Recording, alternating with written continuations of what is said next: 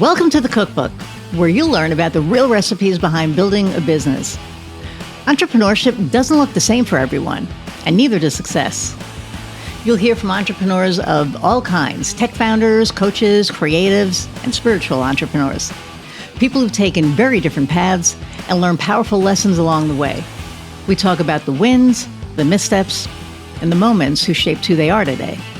I'm Iris Goldfeder, and this is the Cookbook.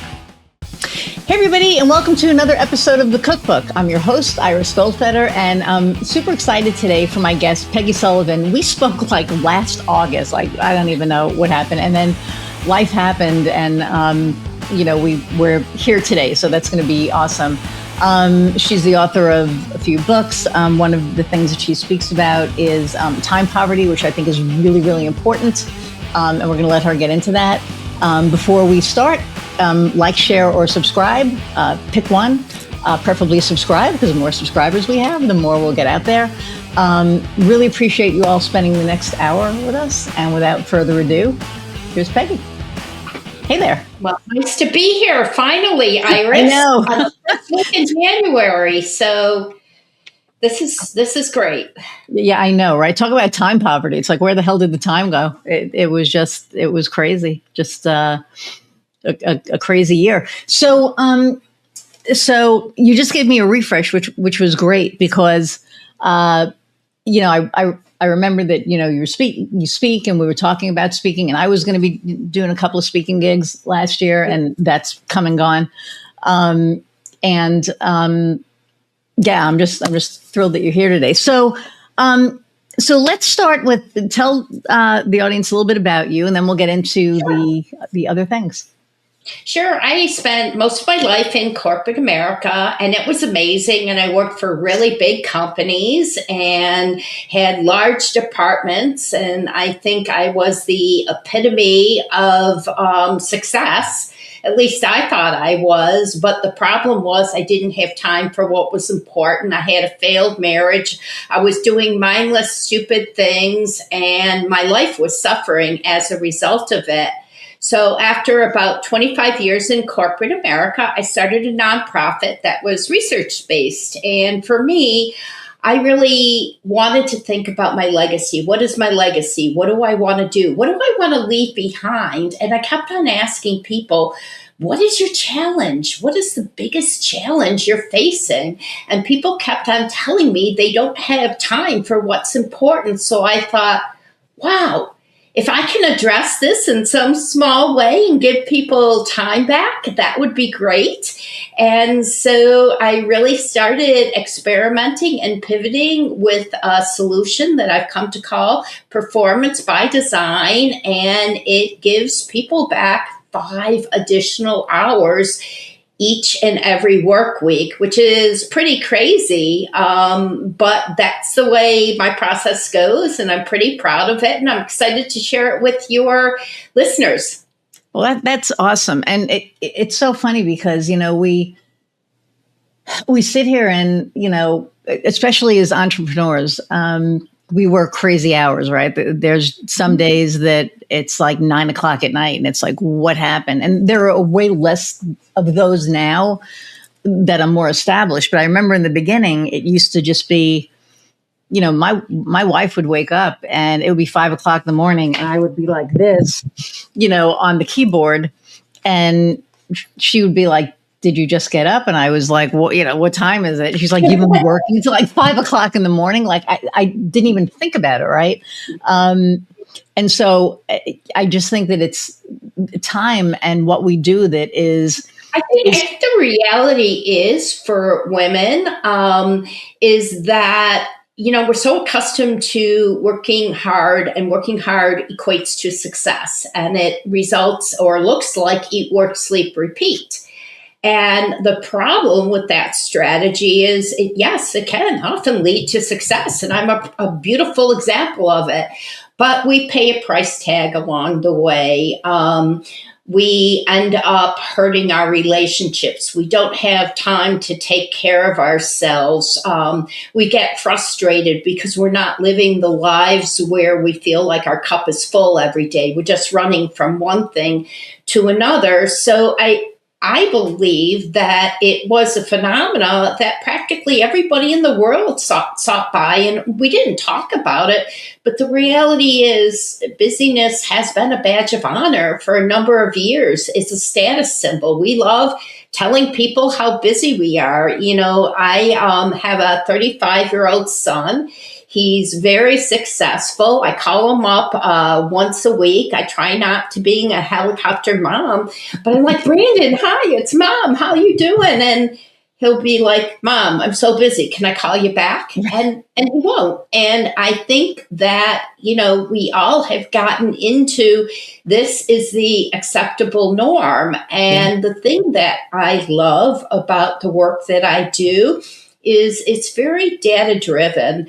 So I love looking at the data and really the quality of our lives, the productivity of our lives, the mistakes, all of that. And, does busyness equate to success, improved productivity, more work done, higher quality?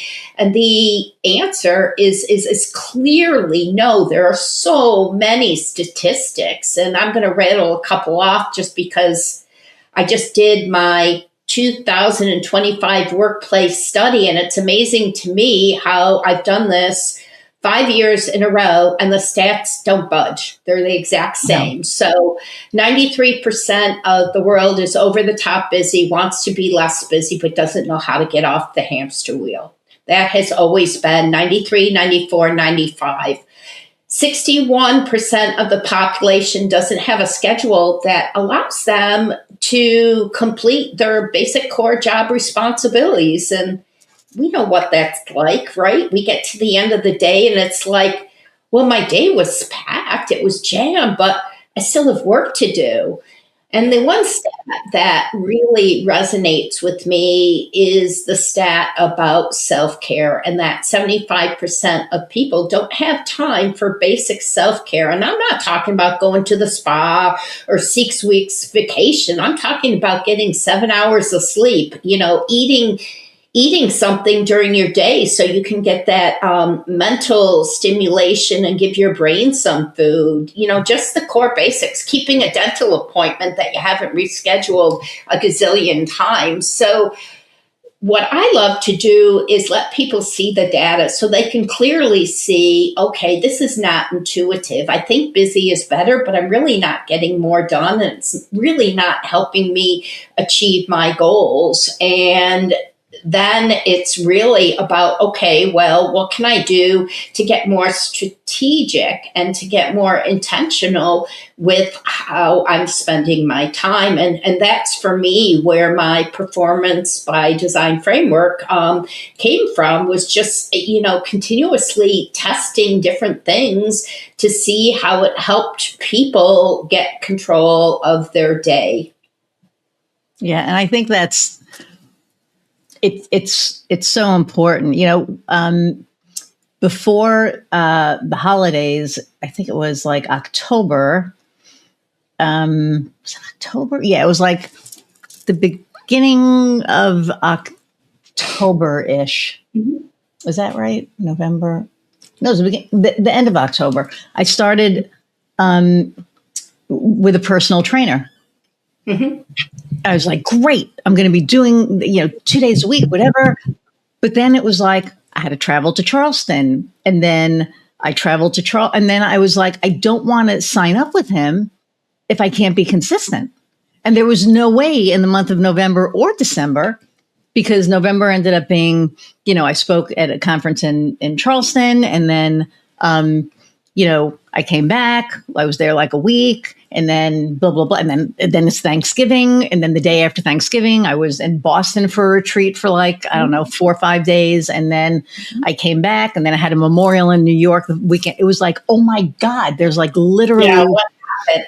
Right. What happened? So, yeah. And so we were committed, but it got to be extremely difficult. And I think that's why, I love exercising, and my brain is sharper when I do. Mm-hmm. And when I speak, I just can have more fun and less nervousness. So for me, I work out when I travel, and it can be just sitting down in the room and doing 100 push-ups, 100 sit-ups, a couple of jumping jacks, and some handstands, if that's all I have time for, or going down to the gym. But the idea is that I have a status quo that I ascend to do every single week. And just because I'm in another state or I'm traveling doesn't mean that. Now, life does get in the way. I had a hectic fourth quarter as well, too. I had planned on going to Africa with my son, and we were both doing a TEDx, and that was really like amazing.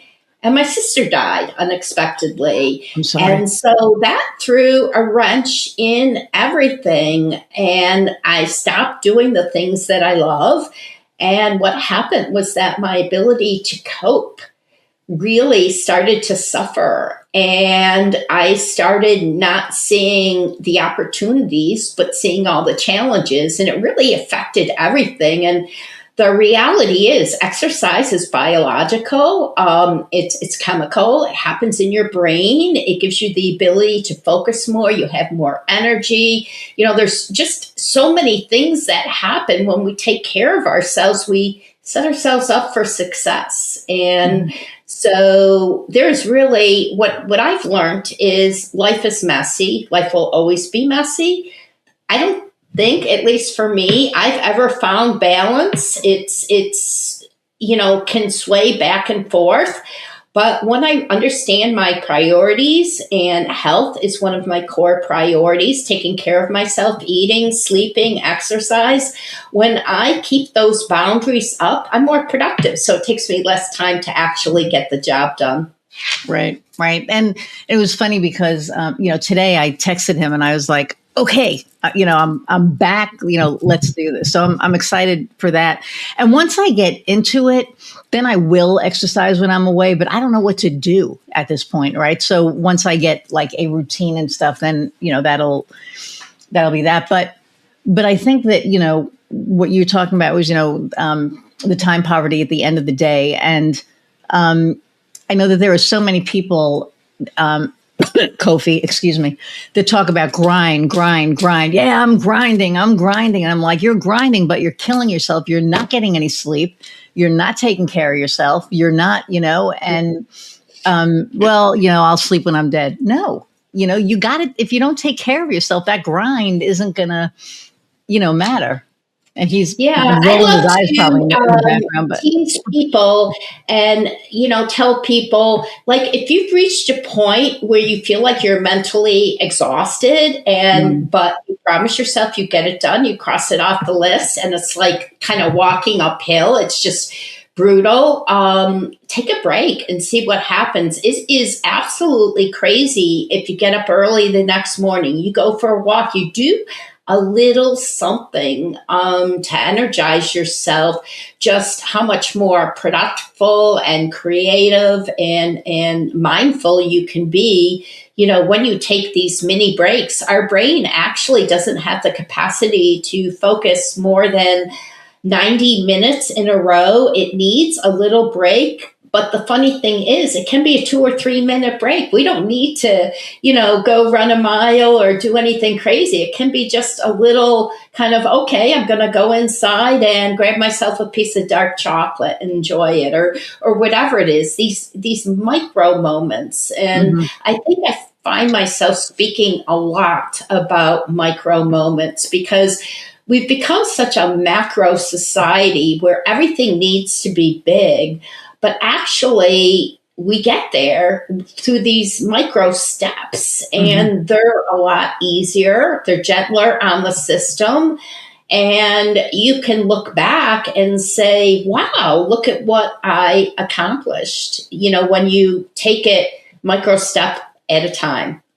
Yeah. And it almost goes with the adage, it's the little things that count, right? Because it's those little moments that you take to recharge, to just kind of be with yourself for a minute, because it gets overwhelming. It's like going from meeting to meeting to meeting to meeting.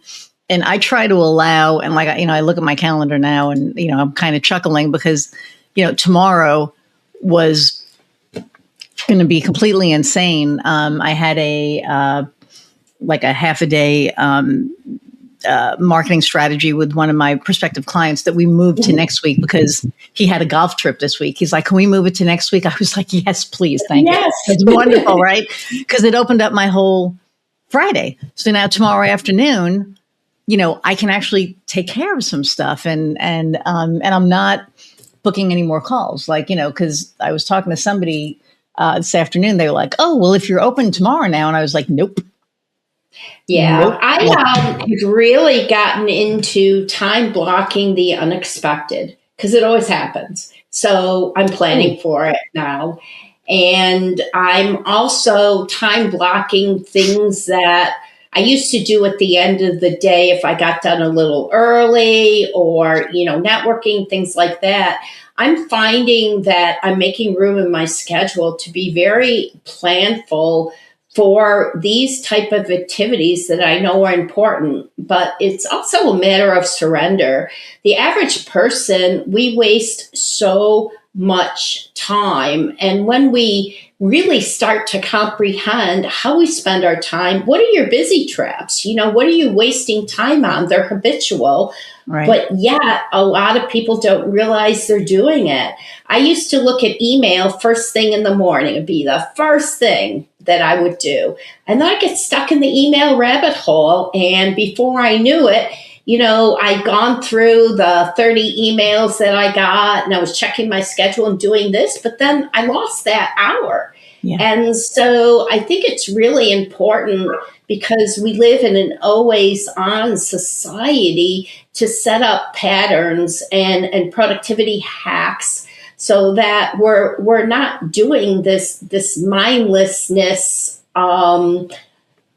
low value activities on a repetitive basis. I mean, you look at the stats, multitasking. I have a friend who's an entrepreneur who loves to multitask, and she used to call her the multitasking queen. And one day when her childcare closed down because there was a chickenpox outbreak or whatever it was, and she decided she'd work from home and take care of her young child and also work. And she ended up sending out invoices with a misplaced zero, which feels like no big deal, but it took her a week and a half to clean up the mess and the correspondence and the credits and the re-invoicing and everything. And, that's what happens when we multitask. It actually takes 2.5 times longer and we make 3 times as many mistakes. So that's why I always get back to the data. Interruptions on average, we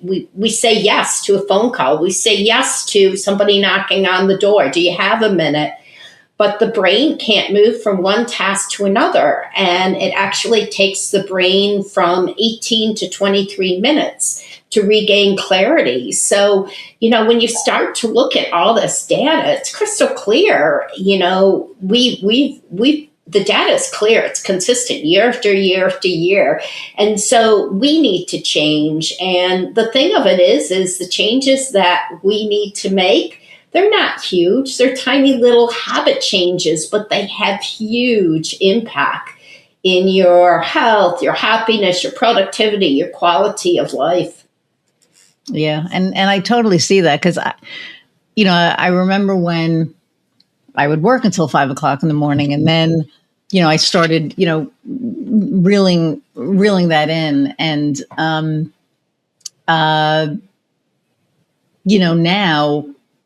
now it's funny. Well, now I have a couple of clients that are in different time zones.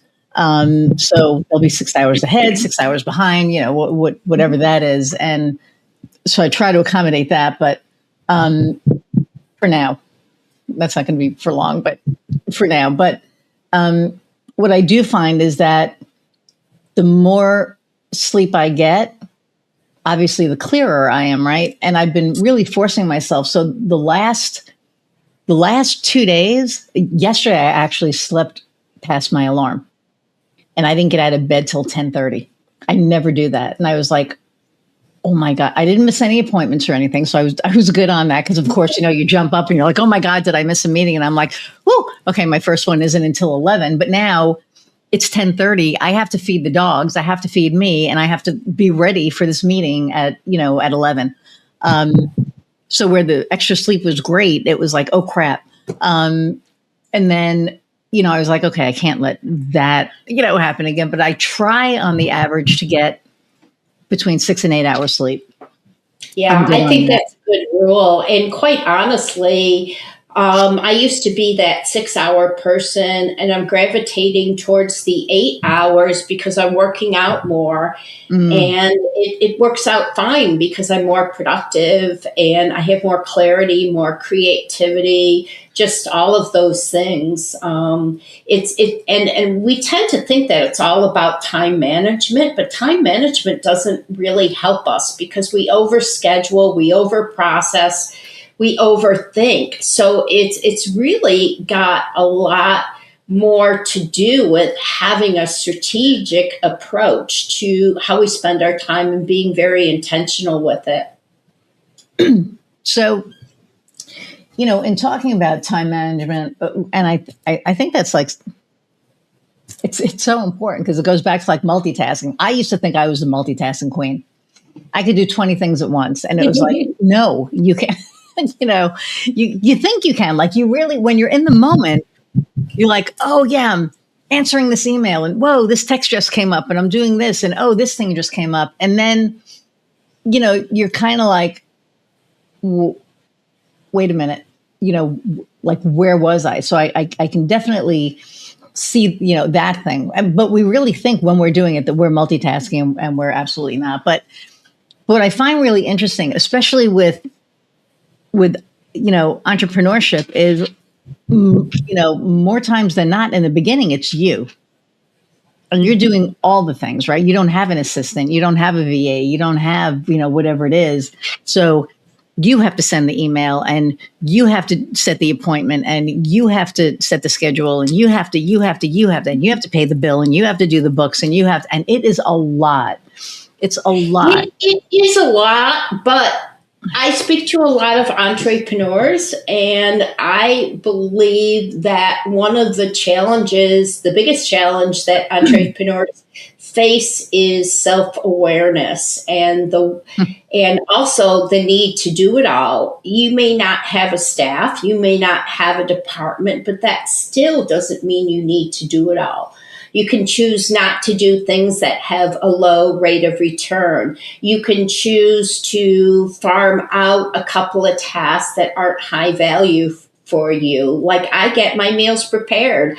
I don't want to spend time cooking and shopping, and that's a time saver for me. And so there are so many hacks that we can do to step into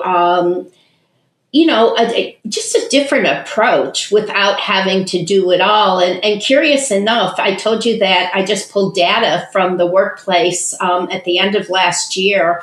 And one of the biggest challenges entrepreneurs are facing is the inability to delegate. Delegation Yep. have to be, it doesn't necessarily, like I hired a VA, and I just have her a couple hours a week, but it's not a huge cost.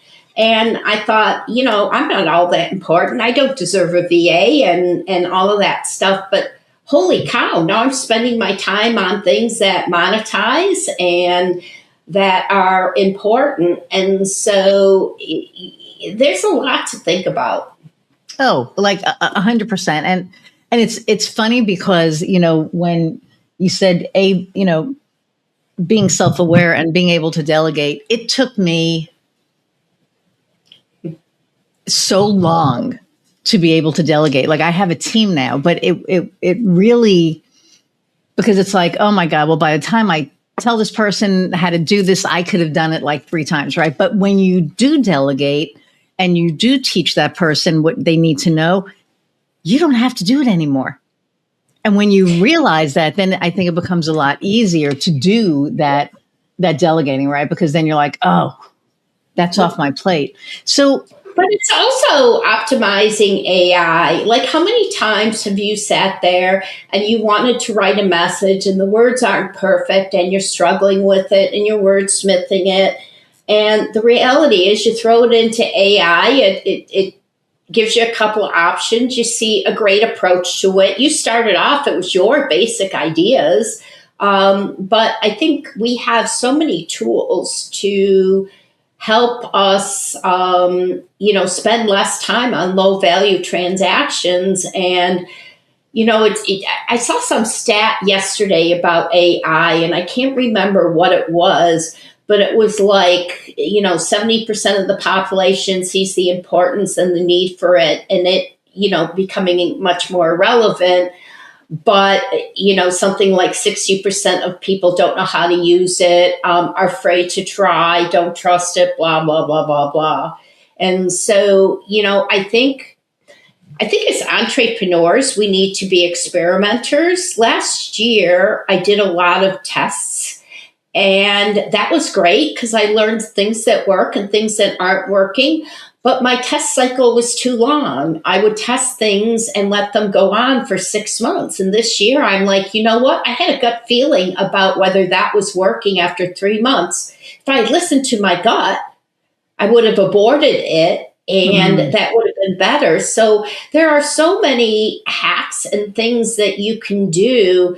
And it's all about self-awareness, going, like, for me at the end of the year, I had a kind of a crazy end of the year. Like I mentioned, my sister had died, and it just threw me off, and it got me thinking a lot about what am I grateful for and how I'm spending my time and what's important to me. And one of the things I decided was that I wanted to find some opportunity in it. So I decided that my goal was to be the best aunt possible and to be there for her two children who are relatively young.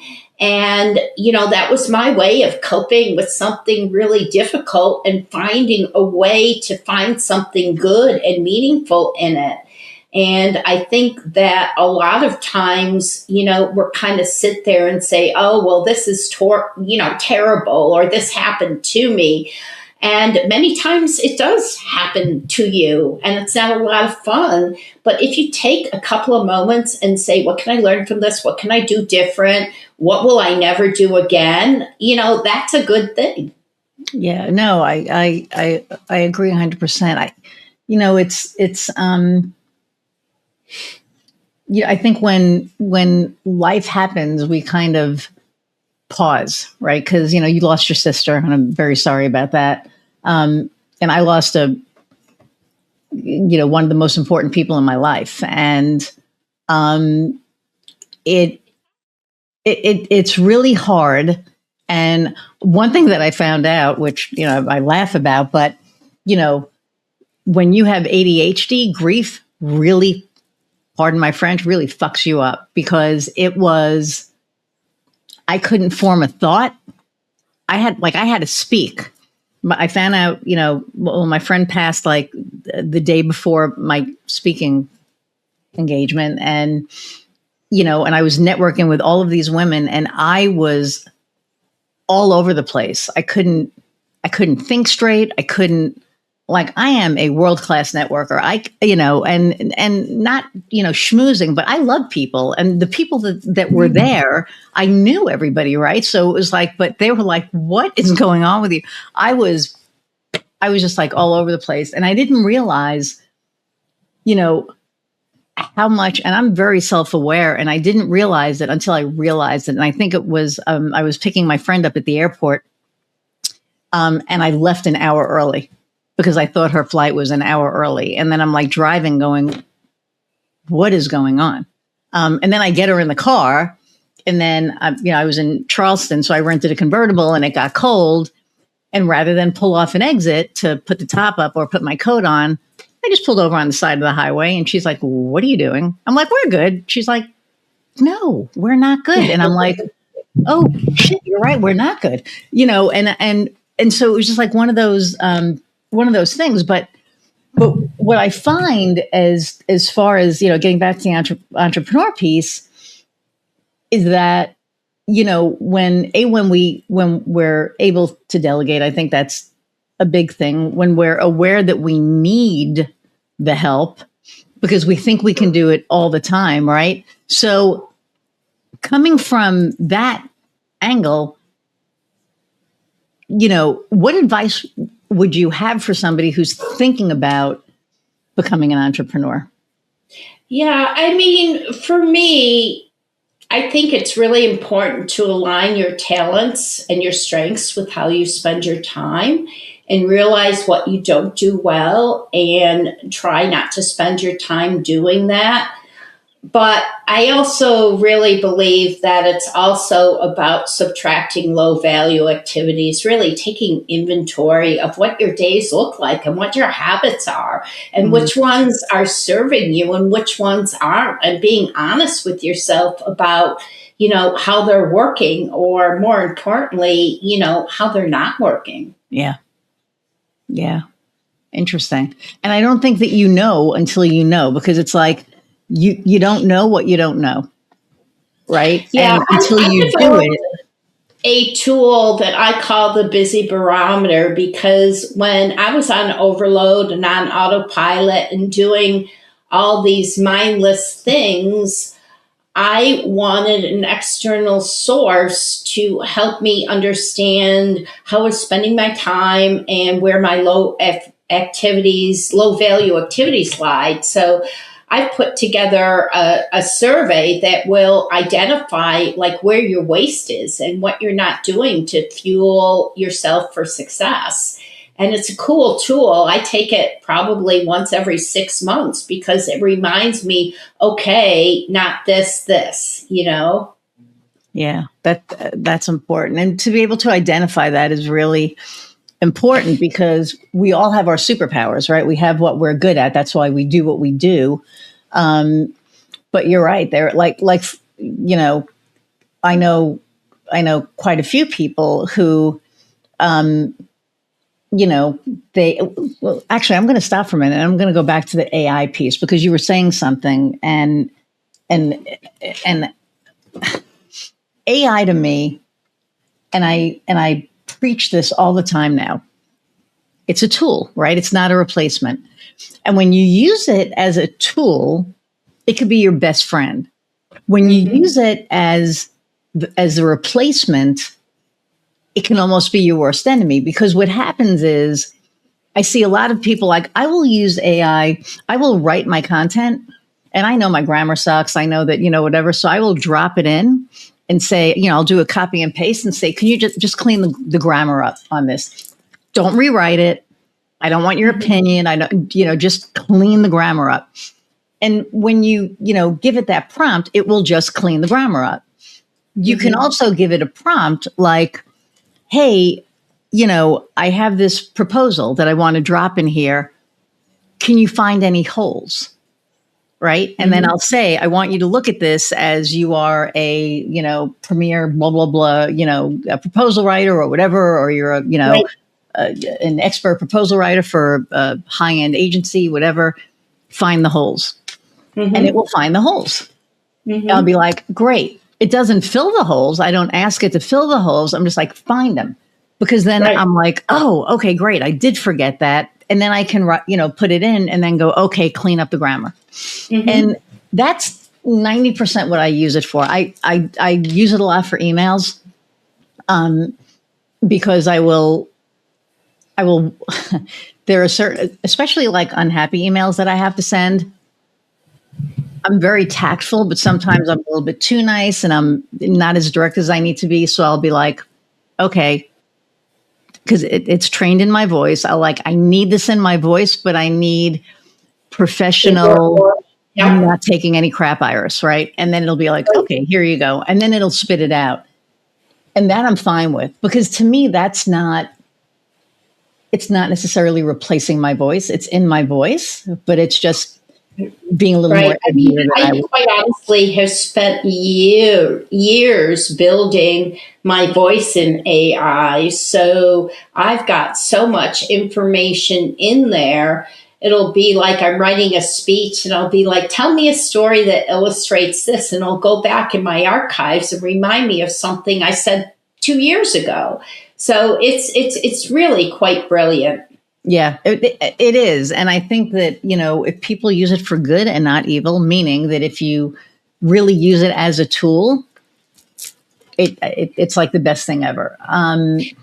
Yeah, I mean, at the end of the day, there's no escaping doing the work. If you want to No, be successful, you have to do the work. But there's a way to work smart, right? right. And I Yes. know for me, I'm all over working smart so I can have quality of life and do the things that bring me joy, and work is a big piece of it. I mean, I love to work and I love my work, but it's not good to work 70-hour work weeks, No, and it's not good for productivity. It's not good for your health. It's not good for a sense of satisfaction. no, it's not. And I think that, you know, you can build processes in AI that will make your life easier, right? Mm-hmm. But what I do find is with content, and I read this somewhere, and I'm just going to harp on this forever. It lacks the friction, and the friction is our lived experience, right? It's that humanity, it's that human piece that it's never going to be able to replace. And people are freaking out, and it's like, oh my God, AI is going to take my job, and AI is going to do this. AI will never have that grit. It will never have that.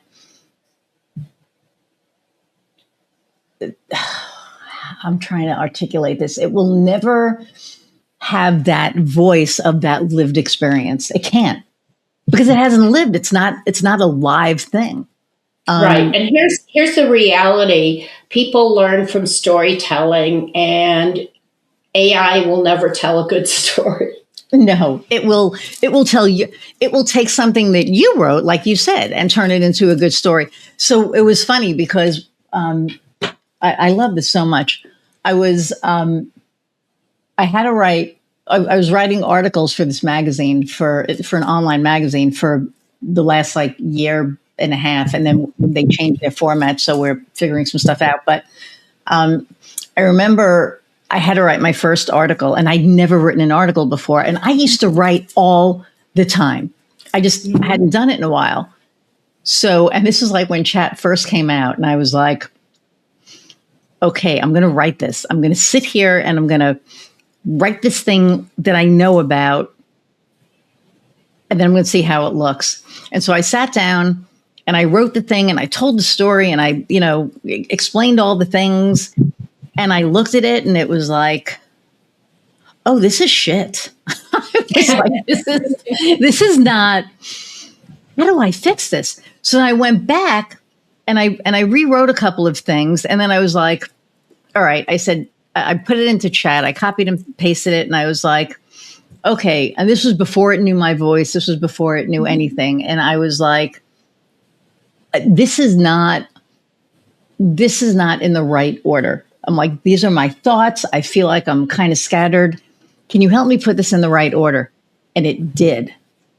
And I went, oh, that's cool. Because it took what I wrote, and it's kind of like a great speaker. You get opinions, and everybody gives you advice on how to resonate more or be more engaging, or whatever the comments of feedback are. And you take somebody's advice, and then the next audience it doesn't necessarily work with.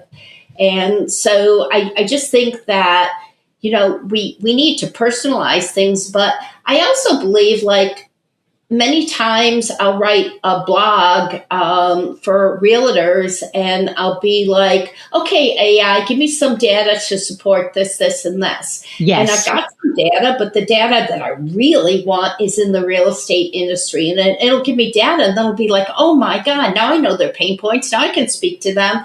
This is just so much better. Yeah. And when you're really, when you're really detailed about what you want from it, it gives you great information. Yeah, If you're not absolutely. like, so you have to know, it's like garbage in, garbage out. If you put garbage in, you're going to get garbage out. But if you ask it for this very specific thing, it will give you that very specific thing. And I, Patience is a virtue. You need to you need to learn how to use it. You need to yep. put the time in too. I've been doing all of my banking online, and it's a cumbersome app, but yet it automates, and inputting a new vendor takes forever, the routing numbers and this and that. Oh, But yeah, once yeah, it's in there, it's like, holy cow, it's it's automated. done. It happens without me. This is great. Yeah, yeah, it's yeah. I mean, I love tech, and I love that that it's what I do. You said you love your job. I love what I do. I love marketing. I love working with AI. I love learning all about the different things that are happening with SEO, because SEO isn't just SEO anymore. It's changed and it's evolved because of AI. Right. And it's, I was talking to somebody today and they were like, man, I'm hearing you talk, and I thought social, used to be stressful. You had to be up on the latest trends of, what the social thing is. And now it sounds more like AI. And I said, but it's not stressful. If you really take the time to learn about, so I've been doing SEO for 1,000 years, right? And I have an amazing team. And I ask my team not what's changed, not what's new, but what solutions do you have?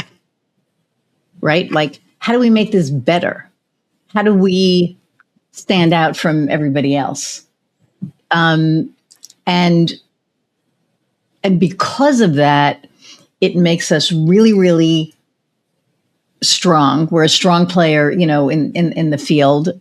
We have, great case studies. We have, clients that sing my praises from, the hills. And it's just because we do our homework. We don't just say, oh, okay, SEO changed, so change a keyword. It's not keywords anymore. I mean, keywords are important still, but it's phrasing, because people aren't Googling with keywords anymore. They're Googling with phrases now, right? There's answer engine optimization, and it's not having FAQs on your site. It's the answer to what they're looking for is already in the copy in your website. And people don't understand like what these things mean.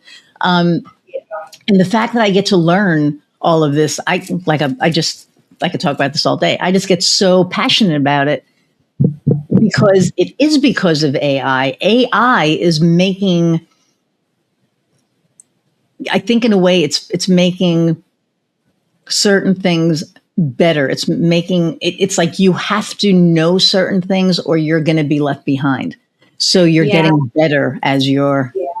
I think for me, like this whole philosophy that life is fast paced, it's changing, you can't stop it, you need to pivot with it, and just pick your poison and pick your focus, and don't try to do too much at once. And also see the positive, like when things aren't turning out the way that you want to, try to learn, right? Like, okay, well, that didn't go really well. Well, okay, that didn't go really well, but here's what I'll never do again.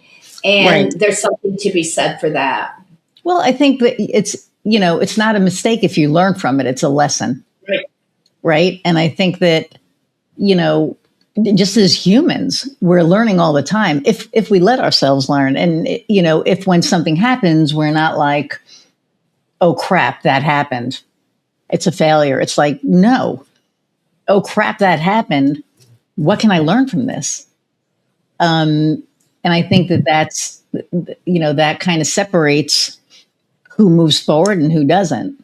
Because when you learn from your mistakes. And when you have that lesson, I never say failure, right? I read it somewhere, and it's first attempt in learning, right? Because we're always learning. If we're not, like I always say, I'm going to be learning. How many times did Thomas Edison try to invent the light bulb? I mean, it's really, for me, I'm so metric driven. Look at the metrics, improve them. Look at the metrics, improve them, and take the metrics, look at them, learn from them. What was it that Peter Drucker said? What gets measured gets improved. And I know for me, like I'm so focused now on measuring every little thing, and it's all automated. So this information, this data is on my fingertips, and I know what's going to work. I just tested out a couple of emails to some people. I decided I was going to do a little bit of a networking blitz, and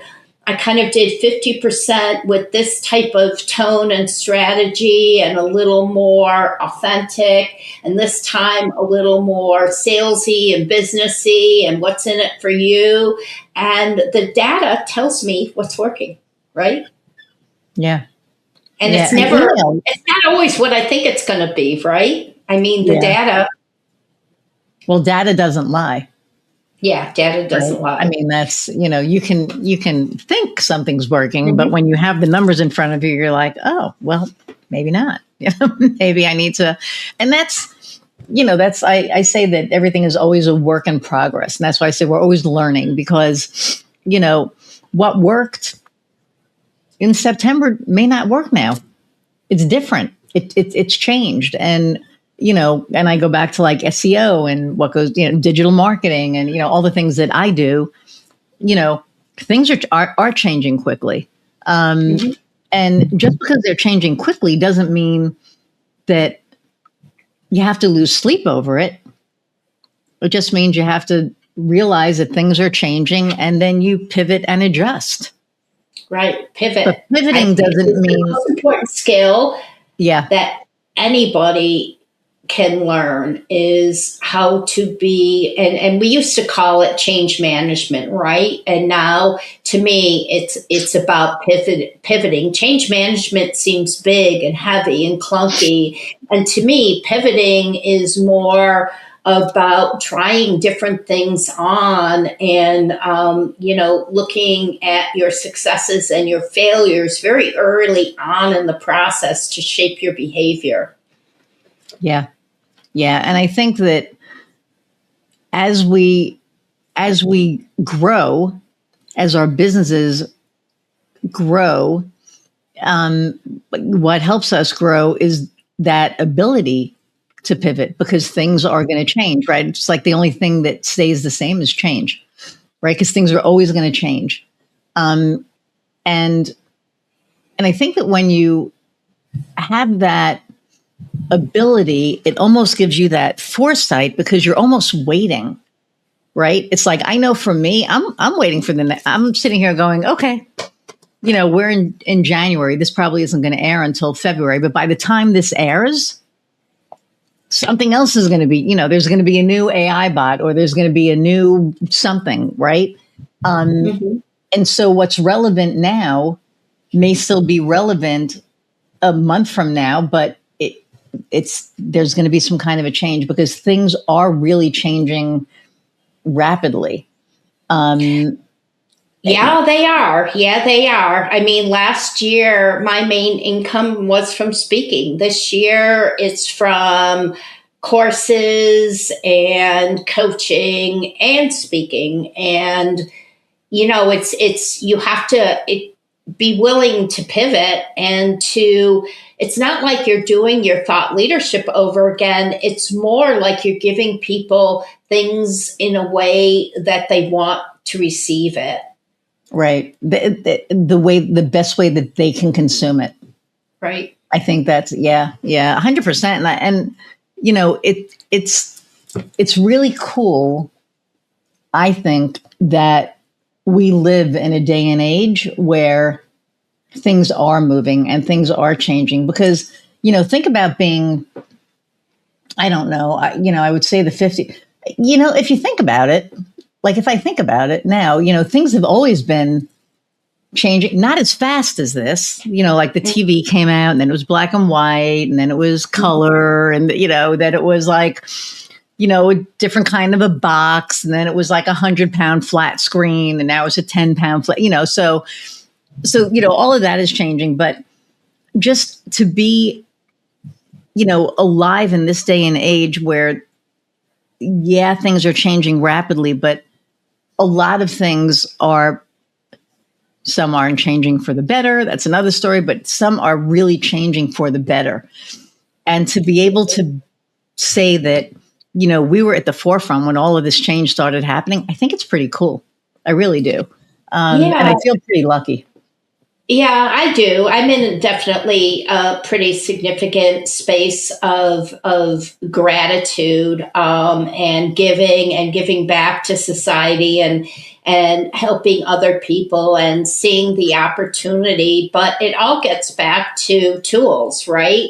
Yes. And getting back to my work, I mean, I've developed some tools for me that really help people step into their sweet spot, help people improve performance. End of the day, I'm satisfied with what I got done, and it was a meaningful day, and I had some time for health. To me, this is the year of us where we don't take second seat to anything. You have the ability, and that's why I call my work performance by design, because you have the ability to design your outcome. You've got all the tools, just, step into them.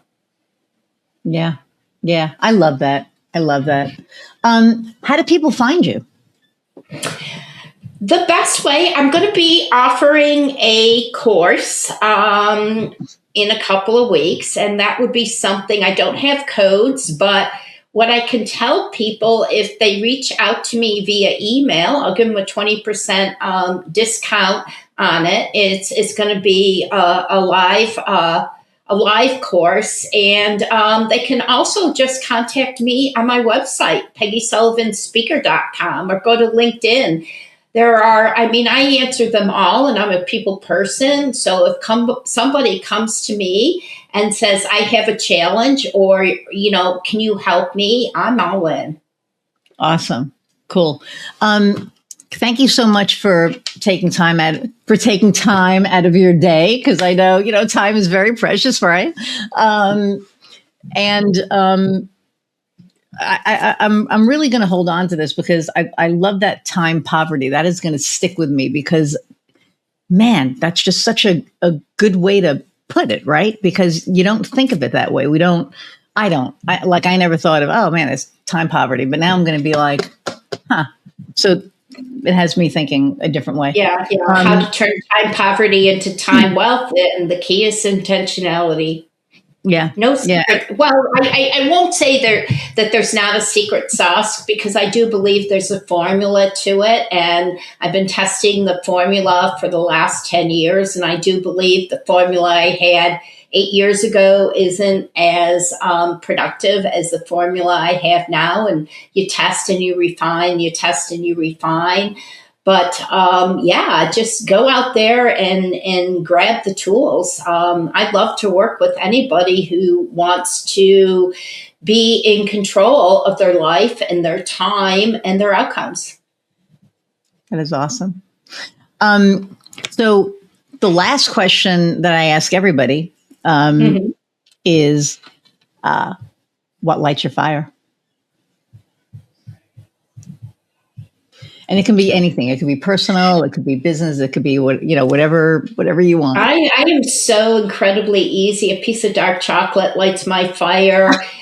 Having my cat cuddle with me, my 35-year-old son, my husband, a walk outside.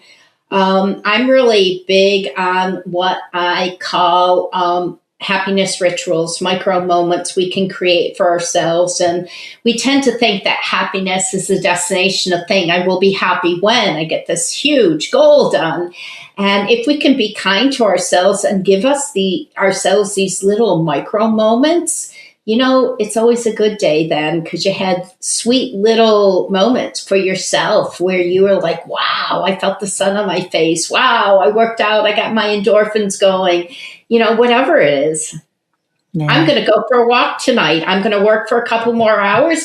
And then my treat is I'm going to go for a long walk in the dark. And I'm excited about it. And so, it's always great to have treats and rewards for ourselves. Yeah. Where are you located? Palm Beach. Ah, okay. So it's warm. Okay. See, I'm not going for warmth. Oh, I am going out for dinner though. So hang on one second. I'm going to say goodbye and I'll be right back. Everybody, thank you so much for hanging out for an hour plus again. I hope that you found Peggy's info really interesting. I mean, for me, the whole time poverty thing, that's like a big thing. Connect with her, PeggySullivanSpeaker.com, LinkedIn, take advantage of her 20% off of her course. I think that's going to be something that will be really useful and helpful. Again, don't forget to like, share, and subscribe, but do one of them so that we keep getting our name out there and all that good stuff. And again, I appreciate you all tuning in and watching and however you consume this. This is my passion project. I say this all the time. And because you do, I get to keep doing this. So thank you. I appreciate you all. And until next time, go out and find what lights your fire. See ya.